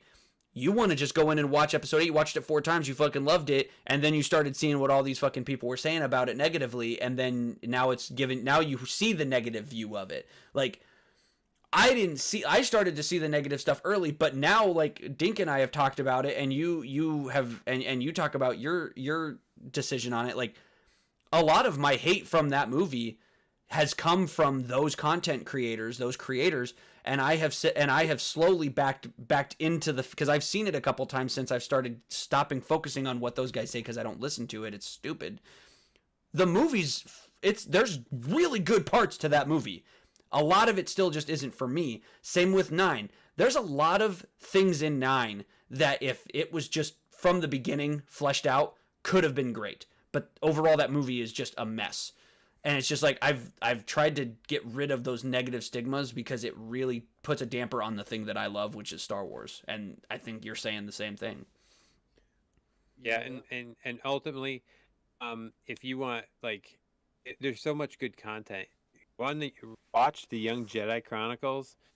It's campy. It's fun. There's no, like, just a couple of kids in a temple learning how to, navigate being Jedi. Like, I enjoy it so much. And even the fact that, like, Zori will actually sit, I can catch her watching it because I got her a nubs when I was at Disney and carries that thing around everywhere. So I'll say, Zori, look, there's nubs, and she'll sit down and watch with me for at least a couple of seconds, which is, a win for a toddler. Right. I mean, and that's my whole thing. It's like, it's fun. I can watch it. I don't have to have, any negativity. They can introduce new characters that are fun, and I would hope at some point when they get to that area in the movies that maybe they become live action. That would be awesome. Yeah. Yeah. We love Star Wars, chap. We love Star Wars. Yeah. Yeah. Dink. Go ahead. Before we are way over, but before we leave, I want you were obviously doing something, you were taking care of something before we started. Yeah. Didn't get a chance to actually ask you, how have you been and what have you been up to? I want everyone to kind of hear what you've been up to since we've been talking Star Wars before we leave for the night. I've been on a quest to find these Ferrero. No, I'm just kidding. But these look good, and they're calling to me. Ferrero shades are fucking fire. I've been this past month. I did 18 shows at damn, dude. This music theater. It's called well, the show is called Jersey Boys. I'm sure you've heard of it. Mhm. It's about Frankie Valli and the Four Seasons. That's that show And with Snooki, right? No, that's that's completely different. That's Jersey Shore. Oh, okay. Yeah. Jersey Boys is a play written by two of the members of Frankie Valli and the Four Seasons. You know, like, let me think of a song. Who loves you, pretty mama? Who's gonna help you through you know that group? Like, you know. You didn't get us DC, dude. Oh, my bad. But yeah, anyway, so it was that. You know, I was playing trumpet. It was great. I met a bunch of pros. One of the sax players, this old 7-year-old, like Mr. Miyagi type dude who was always like fist bumping me. Like, we would be right next to each other and he'd be in front of me. And then he'd turn around and like fist bump me like we're locked in, we're solid. And he's going to get me more gigs, which is great. So I got my foot in the door into the music freelancing scene. And what's crazy is none of the gigs I'm getting are from my teachers. And my teachers are like the #1 guys in that field, and I ain't getting shit from them. I mean, they're teaching me, which is kind of cool, but also bullshit at the same time. Yeah, but it's like, you know, I'm doing it on my own. Like, I made other connections outside of like my teacher is like #1 guy in the city. There's Broadway, all sorts of other stuff. My other teachers, like, they sub in at like the Metropolitan Opera, like all sorts of like the #1 places to be. And I haven't gotten any gigs from them. So, like, it's kind of cool that I'm, like, being able to do it on my own without having to rely on them. But at the same time, like, you know, send some gigs my way, por favor, you know. But, yeah, it's Please. great. I right now, we just finished the last show on Sunday. And I got a couple other gigs coming up. It's not going to be as busy. But this month was the busiest month of my entire life. Playing trumpet, like, 8 hours a day, which is a lot for me. But now I'm like kind of taking it easy. But tomorrow I'm doing another performance. I'm playing this trumpet concerto from memory, which is difficult. And then I got a concert on Friday, and then maybe a gig on Sunday. We'll see, like a marching thing. So lots of music, having a blast. And you know, I'm glad that I could come at least every once in a while and you know, catch up with you guys. Yeah, I know, and it's like what's going on is music. Yeah, and guys, yeah, that's Dink's been doing a lot of that. So those of you that are watching this video, you probably already know a lot about all of us. So you know that's why Dink's not been streaming. He's really focusing on school and his music. But we truly appreciate you being here tonight. I know you haven't seen Ahsoka, so there wasn't really a whole lot you could contribute, but I'm happy you could come because I did want to just be here. I did want you to just be here and hang out, and Coach and I were fully prepared for you to kind of grief us a little bit with some comments. I took it easy today because we've been on for a while. But no, but actually, next time. I think that when it comes to Marvel and DC, it's easier for you to driving up a wall. Oh, just wait. Loki. I mean, I could do it with Star Wars too. I just haven't seen the show yet. Loki fucking starts on Thursday, baby. I'm ready to fucking. They better fucking make him more powerful than last season. All right, it's some bullshit. I have a guy who's watched. I have a guy I follow who's already watched He's watched the first 4 episodes, and he said it's not as good as the first season, but it's very good still. So. Well, maybe what he doesn't like is that they made him more powerful. I hope that's why he doesn't like it, because he was a bitch in the first 2 seasons. Was it 2 seasons? No, it was just one. First. Okay, yeah, first. Yeah, they turned him into a bitch, man. He needs to reactivate those fucking dormant fucking magical powers and go to work, man. Getting fucked over by motherfuckers with tasers and shit. We'll briefly talk about it on Tuesday. Oh, this little cow prod is gonna defeat me. Get out of here with that. To be honest, I don't know if it works in that realm. Ooh. I don't know if it works in that time realm, and it only works when they get outside of that office building. I'm really curious what they're gonna do with Kang. Aren't they leaving him? No. Didn't they say that they're gonna just leave it alone until evidence comes out? No. So, did you hear? Did you hear what happened? No. The accuser ended up getting arrested for abuse. The woman that was claiming he abused her was arrested for abusing him. Well, shit. And Nothing's really been dropped, but after that stuff kind of came to light, Marvel dropped another Loki trailer like a couple of days after all of that, and he was focused pretty prominently in the trailer.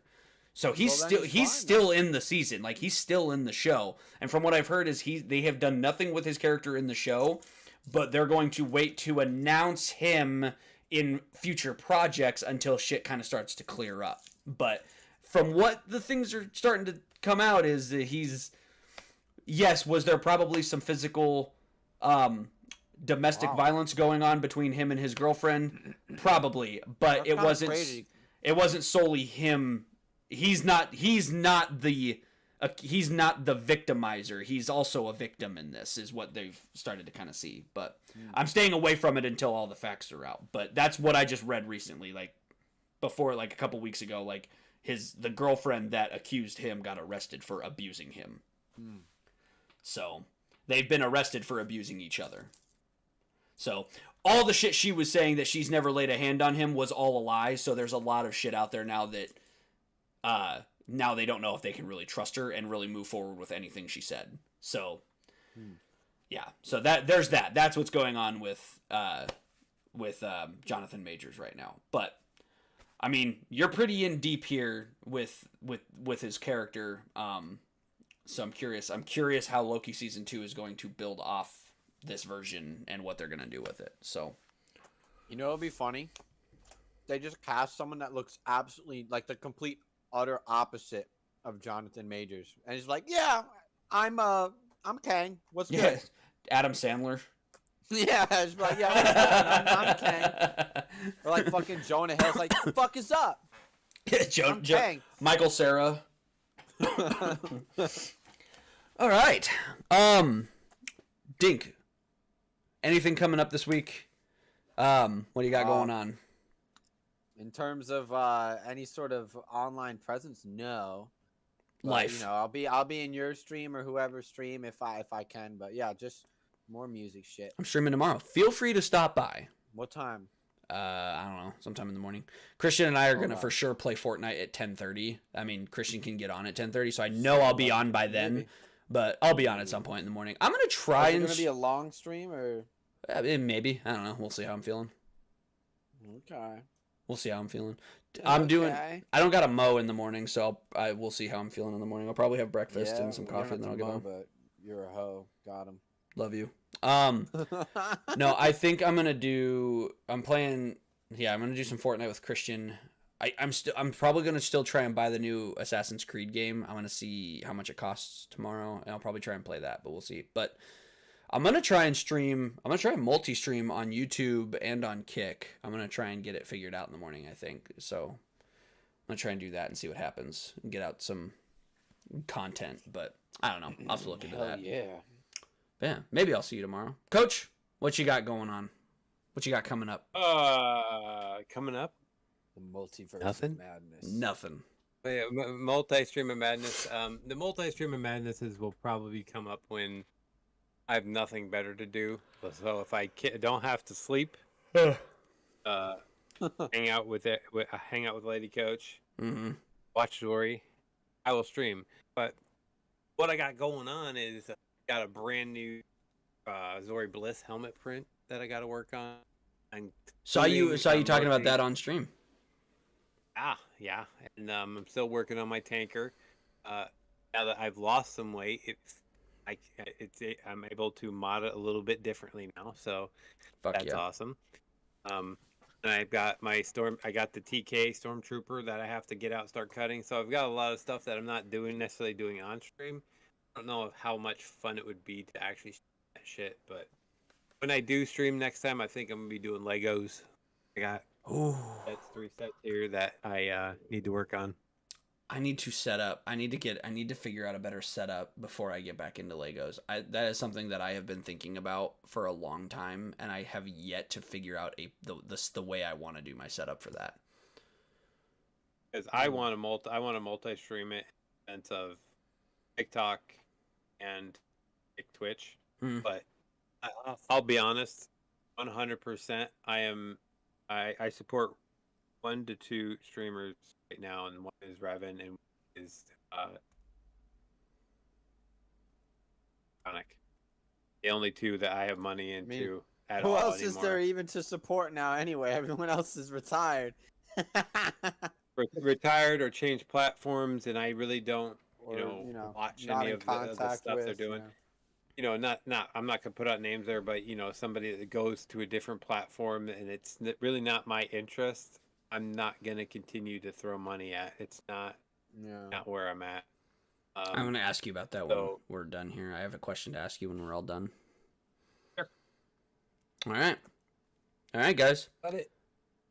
Next week we'll she wrote. next week we'll probably talk about a little bit of Loki and maybe some other things, maybe some penis. We'll see. We'll see how we're feeling. All right. Thank you guys. Have a good night.